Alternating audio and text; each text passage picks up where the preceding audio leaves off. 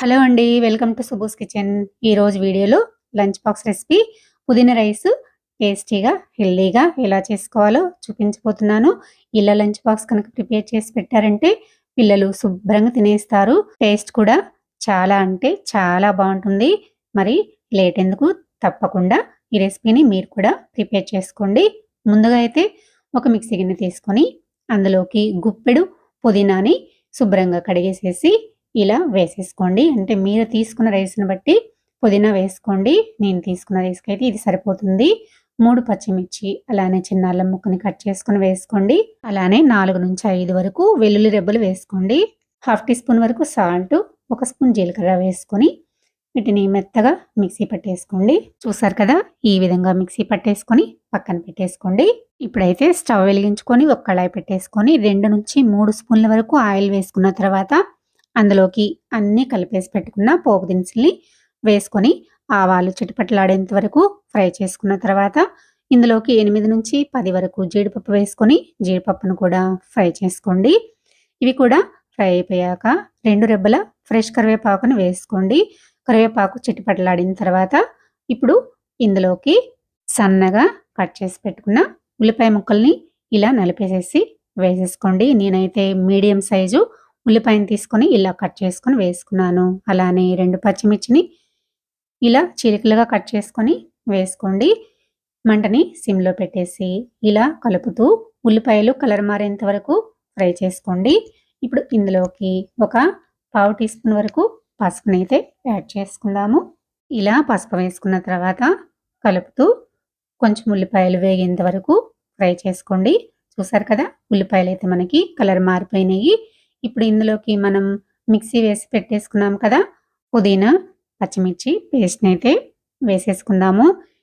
ఈ పేస్ట్ వేసేసుకున్న తర్వాత ఇది పచ్చివాసన పోయేంత వరకు ఇలా కలుపుతూ ఫ్రై చేసుకోండి. మంటని మాత్రం లో ఫ్లేమ్లో పెట్టేసుకొని ఒక అర నిమిషం పాటు ఇలా కలుపుతూ ఫ్రై చేసుకోండి. మనకి ఫ్రై చేసుకునేటప్పుడు ఆ పుదీనా, అల్లం, వెల్లుల్లి ఘాటు బాగా తెలుస్తుందండి. చూసారు కదా, ఇలా ఫ్రై చేసుకున్న తర్వాత ఇప్పుడు ఇందులోకి మనం ఆల్రెడీ వండేసుకున్న అన్నాన్ని నేనైతే ప్లేట్లో ఆరబెట్టేసుకున్నానండి. మనం అలానే వేడివేడి అన్నం వేసుకొని కలుపుకున్నామంటే కొంచెం మెత్తగా అయిపోతుంది. ముందుగానే ఇలా ప్లేట్లోకి ఆరబెట్టేసుకున్నామంటే ఈ విధంగా పొడి పొడిలాడుతూ చాలా బాగా వస్తుందన్నమాట. మనం ఈ పుదీనా రైస్‌ని లంచ్ బాక్స్‌లోకే కాదండి, మనం రాత్రిపూట అన్నం మిగిలిపోయినా సరే పొద్దున్నే బ్రేక్‌ఫాస్ట్‌లోకి కూడా ఇలా చేసేసుకోవచ్చు. లేదంటే డిన్నర్‌లోకి కూడా చేసుకోవచ్చు. ఎప్పుడు చేసుకున్నా కూడా టేస్ట్ చాలా బాగుంటుంది. ఇంట్లో అందరూ ఇష్టంగా కూడా తింటారు. తప్పకుండా మీరు కూడా ఇలా ఒకసారి ట్రై చేయండి. చూసారు కదా, రైస్ అంతా మనం బాగా కలిపేసుకున్న తర్వాత రైస్ కూడా ఇలా గ్రీన్ కలర్‌లోకి వచ్చేసింది. మనం ఇందులో జీడిపప్పు కూడా వేసుకున్నాం కదా, మనం తినేటప్పుడు పంటికి తగులుతూ చాలా అంటే చాలా టేస్టీగా ఉంటుంది. ఈ విధంగా బాగా పొడి పొడిగా వచ్చేసింది. చూసారు కదా, ఈ విధంగా కలిపేసుకున్న తర్వాత ఇప్పుడు మనము ఒకసారి సాల్ట్ సరిపోయిందో లేదో చెక్ చేసుకుందాము. నాకైతే కొంచెం సాల్టు సరిపోలేదండి. ఇంకొక హాఫ్ టీ స్పూన్ వరకు యాడ్ చేసుకున్నాను.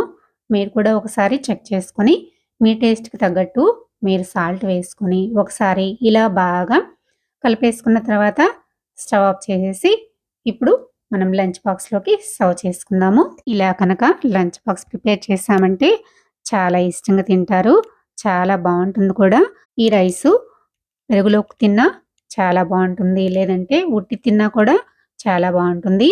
మీకు నచ్చితే గనక ఇలా ఉల్లిపాయ, నిమ్మకాయతోటి సర్వ్ చేసుకోండి. చాలా అంటే చాలా బాగుంటుంది.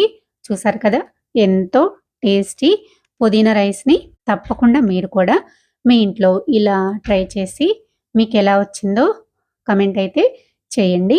నా వీడియో నచ్చితే లైక్ చేయండి. మరిన్ని మంచి వీడియోస్ కోసం సబ్స్క్రైబ్ చేసుకోండి. అందరికీ షేర్ చేయండి. Thanks for watching.